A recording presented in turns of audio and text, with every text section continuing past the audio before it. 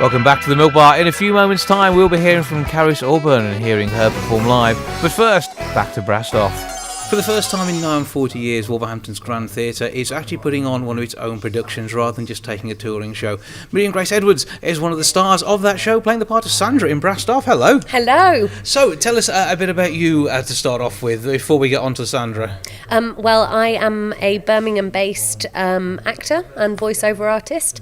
I have been working in theatre, film for the last 10 years professionally, and thrilled to be involved in Brastoff. I know it is one of those shows that people do know, whether they've seen the film or whether they've been looking to see it on stage before. It is well worth coming back to time and time again. And as Sandra, some of the outfits may not be as classy as you'd like, but certainly you've got something about you. Absolutely, yeah. No, I'm looking forward to seeing the costume actually for it. It should be exciting. But it is, as you say, yeah, it is a piece that everybody enjoys. You know, it doesn't matter where you're from and what you do.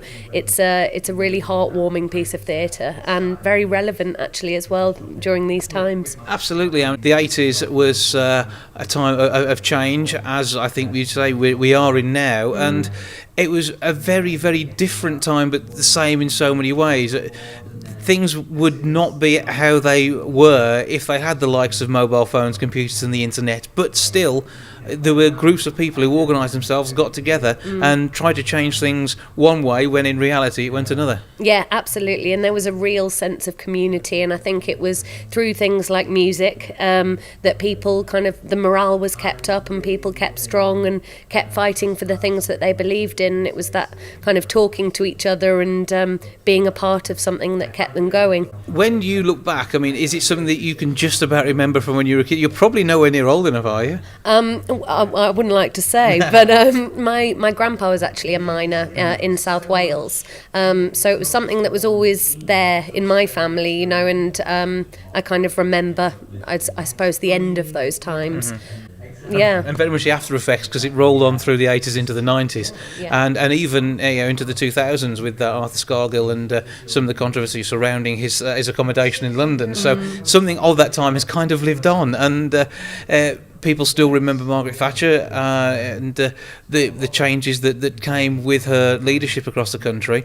And do you see telling this story as being an important part of social history as much as an entertaining night at the theatre? Oh, absolutely. It was a huge thing that happened and really did change the shape of our country, I suppose. And this was such an important thing to so many people. It was, you know, livelihood and their work. And I think it's something that we still see now, you know, with in maybe in the steel industries or you know, things being closed down, factories being closed down, and it's you know, what's put in place then for the people to be able to carry on and to keep being able to provide for their families. So it's still very much relevant, I think, today. Now Sandra actually marries into the family that are the centre of Brastoff, with Danny as conductor being her father-in-law, and again that gives her another different take on it and another part of the character to explore for you. Oh yeah, definitely. I mean, I think Sandra fell head over heels in love with Phil when they were in school, you know, but she did come from a very different family. And I think for her, if it wasn't for that love, she probably wouldn't have gone into it in the first place, because it's such a struggle, you know, and she's really struggling to keep the family together during really difficult times. No money, no food, and still trying to play the brass band. Yeah, and many, many children to look after as well. So. And is that something you have experience of yourself? I don't have children, but I have worked with children before. And that can be enough, really, can't it? That can be enough, yeah. Well, Brastoff is at Wolverhampton's Grand Theatre from the 23rd of August through until the 2nd of September. 01902 429212 is the box office number. grandtheatre.co.uk to get your tickets online. But something very much to look forward to as we head through the summer this year. Thank you very much. Thank you.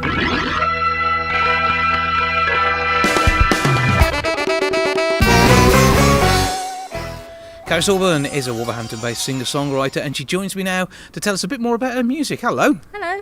So, first of all, how long have you been playing guitar and writing? I've only been playing guitar for a year and a half, a couple of years, but I've been playing other instruments for over a decade. So what else is in the catalogue then? I can play cello and piano as well, so I was in all the orchestras, all the school groups, but I've been writing seriously for about the same time as the guitar, so a couple of years, yeah. And what prompted that change from being a performer of other people's music in all sorts of bands to writing your own? I don't know, I've always sort of, come home, had a tinkle on the piano and things like that, but I think what happened was I sort of taught myself to produce a bit as well. I wrote a song called Unfazed, and on a whim I uploaded it onto BBC West Midlands Introducing, and it got picked up and it got played, and so that was a turning point for me in terms of, okay, people other than the family, the friends, they like my music, so spurred me on to sort of keep going. And once you've got that bug, I suppose it's the excitement of what the next song is going to be about, but you put effort and energy into these songs, so they're not necessarily always going to be wildly positive, are they? I suppose you're going to get all of the emotions in your music.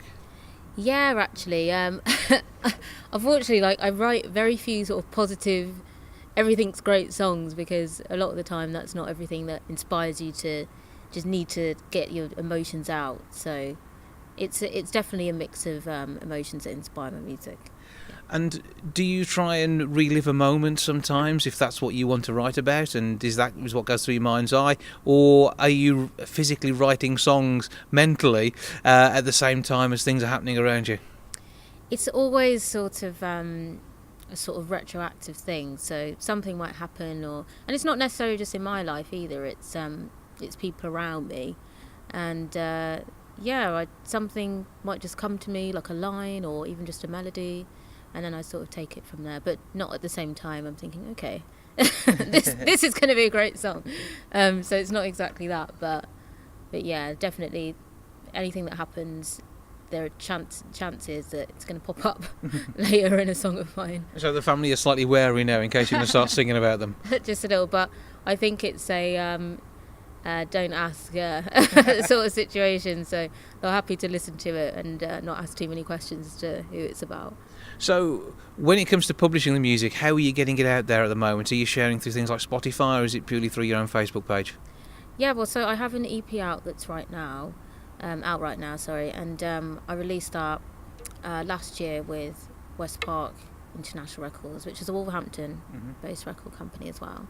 And so this year I'm just writing new music, and I'm hoping to release that independently and just get in the studio and get it out and see what happens. Okay, so for now then, Facebook page so people can find you and your work. Yeah, so facebook.com/Caris Auburn Music. And you're going to spell Caris for me? Yeah, that's CARISSAUBURN. So just pop that into Facebook and find out what's going on. And we're going to hear a song from you now. First of all, what's it going to be and what's it about? So this song is one of my new ones. It's called Discarded, and clues in the title, it's just about throwing away all the rubbish in your life and just starting afresh.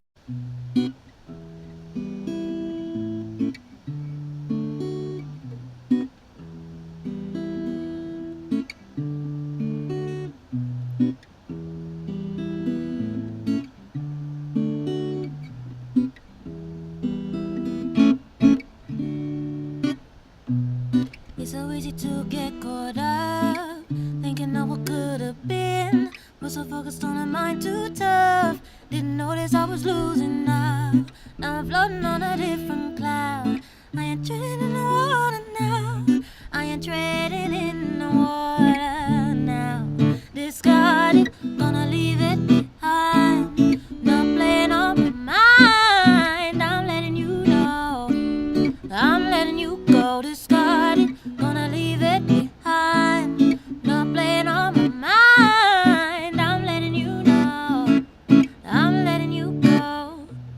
Seems so simple when you take a look back. Got that 20/20 hindsight, but there ain't no point in getting mad. I'm just happy that I got my life. Won't be having any sleepless nights. I decided that I'm way too far. I'm way too far. Discarded, gonna leave it behind. Not playing on my mind. I'm letting you know, I'm letting you go. Discarded, gonna leave it behind. Not playing on my mind. I'm letting you know, I'm letting you go. It's plain to see. Without you, I am a better me. Can't believe I could be so naive. Watching me, watch you